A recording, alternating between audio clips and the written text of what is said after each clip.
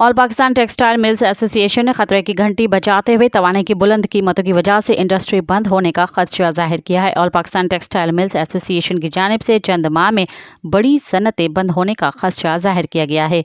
इस हवाले से वजारत तवानाई, वजारत तिजारत और SIF से को खत लिख दिया गया। एप्टमा के मुताबिक इंडस्ट्री के बंद होने से मुलाजमतों में कमी आएगी और बेरोजगारी बढ़ेगी।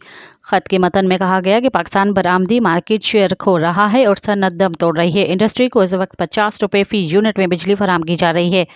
एप्टमा का खत में कहना था कि फी यूनिट बिजली 18.5 सेंट फी किलोवाट रीजनल ममालिक से जायद है। मज़ीद ख़बरन ऐं तफ़सीलात लाइ विज़िट कयो असांजी वेबसाइट www.awamiNewsHD.com ऐं ॾिसंदा रहो अवामी न्यूज़ HD।